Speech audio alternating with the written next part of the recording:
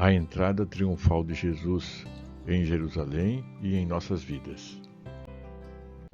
E dito isto, ia caminhando adiante, subindo para Jerusalém.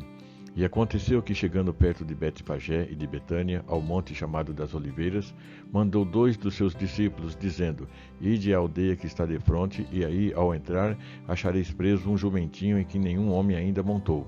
Soltai-o e trazei-o. E se alguém vos perguntar por que o soltais, assim lhe direis, porque o Senhor o há de mister. E indo os que haviam sido mandados, acharam como lhe dissera, e quando soltaram o jumentinho, seus donos lhes disseram: Por que soltais o jumentinho? E eles responderam: O Senhor o há de mister. E trouxeram-no a Jesus, e lançando sobre o jumentinho as suas vestes, puseram Jesus em cima.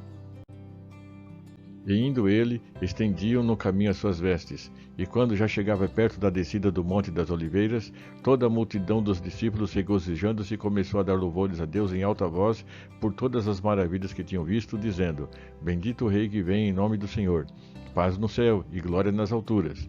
E disseram-lhe de entre a multidão alguns dos fariseus: Mestre, repreende os teus discípulos. E respondendo ele, disse-lhes: Digo-vos que, se estes se calarem, as próprias pedras clamarão. Lucas 19, versículos 28 a 40.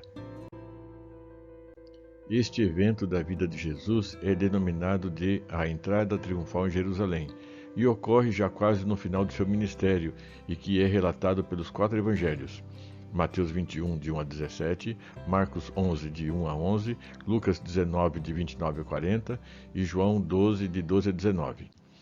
A entrada marca o início do período conhecido como Paixão, que culminará com a crucificação e posterior ressurreição de Jesus. Vamos entender o porquê deste momento. A entrada triunfal é Jesus entrando em Jerusalém no dia que a história denomina de Domingo de Ramos, que foi o domingo antes da crucificação. João 12, versículos 1 e 12. Naquele dia, Jesus entrou em Jerusalém montado em um jumentinho emprestado, um que nunca tinha sido montado antes. Os discípulos colocaram suas vestes sobre o jumento para que Jesus pudesse montá-lo, e as multidões saíram para recebê-lo, colocando diante dele os seus mantos e os ramos de palmeiras. As pessoas saudaram e louvaram-no, dizendo: Bendito que vem em nome do Senhor, enquanto ele seguia rumo ao templo, onde muitas e muitas vezes ensinou as pessoas, as curou e onde realizou tantas outras obras. O propósito de Jesus em seguir para Jerusalém foi de tornar pública a sua afirmação de que era o Messias e Rei de Israel, em cumprimento de uma profecia do Antigo Testamento. Mateus diz que o rei montado em um jumentinho foi um cumprimento exato de Zacarias 9, versículo 9, que diz: Alegra-te muito, ó filha de Sião, exulta, ó filha de Jerusalém. Eis aí te vem o teu rei, justo e salvador, humilde, montado em jumento, num jumentinho, cria de jumenta. Jesus entra na cidade como um rei conquistador e é aclamado pelo povo como tal, de acordo com os costumes da época. As ruas de Jerusalém, a cidade real, estão abertas para ele, e como um rei ele sobe ao seu palácio, não um palácio temporal, mas o palácio espiritual, que é o templo, porque o seu é um reino espiritual. Ele recebe adoração e louvor das pessoas, porque só ele merece. Jesus já não mais diz a seus discípulos que fiquem quietos sobre ele. Mateus capítulo 12, versículo 16 e capítulo 16, versículo 20, mas deixa que gritem louvores abertamente. Até mesmo a colocação de mantos pelo caminho já tinha ocorrido como um ato de homenagem para a realeza. Veja 2 Reis, capítulo 9, versículo 13. Jesus estava abertamente declarando ao povo que era o seu rei e o Messias por quem estavam esperando.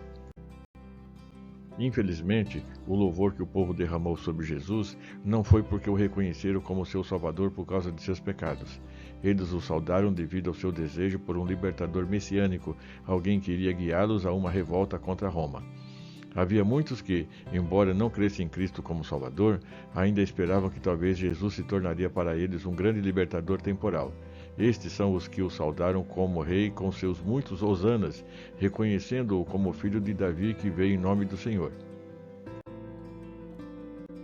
Mas quando Jesus falhou em atender às suas expectativas, quando se recusou a guiá-los em uma grande revolta contra os ocupantes romanos, as multidões rapidamente se voltaram contra ele. Dentro de poucos dias, os hosanas se transformariam em gritos de crucifica-o. Lucas 23, versículos 20 e 21. Aqueles que o saudaram como um herói, em breve iriam rejeitá-lo e abandoná-lo. Ao final daquela jornada, Jesus passa por dois momentos críticos. 1. Ele chora pela cidade. Jesus sabia o que iria acontecer naquele lugar alguns anos depois e quantos sofrimentos os moradores de Jerusalém enfrentariam. Ele chora, mas as pessoas não entendem. 2. Ele chega ao templo e ali realiza outro ato que provocou uma maior aversão dos sacerdotes e líderes religiosos. Ele expulsou os cambistas e comerciantes que tinham feito da casa de seu pai um covil de salteadores. Lucas 19, versículos 45 e 46. Sim, a história da entrada triunfal é mais uma das muitas que carregam contrastes inegáveis. É a história do rei que veio como um servo humilde em um jumento e não em um cavalo empinado. Não veio em vestes reais, mas em roupas dos pobres e humildes. Jesus Cristo não veio para conquistar pela força como os reis terrenos, mas pelo amor, graça, misericórdia e seu próprio sacrifício pelo seu povo. O seu reino não é um de exércitos e esplendor, mas de humildade e servidão. Ele não conquista nações, mas corações e mentes. A sua mensagem é de paz com Deus, não de paz temporal. Meu irmão e minha irmã, a lição que devemos tirar dessa meditação de hoje é: se Jesus já fez uma entrada triunfal em nossos corações, então ele reina em paz e amor. Nós, como seus discípulos, devemos exibir essas mesmas características e qualidades para que o mundo veja através de nós o verdadeiro Rei vivendo e reinando em triunfo. Amém? Tenha um dia abençoado e até a próxima.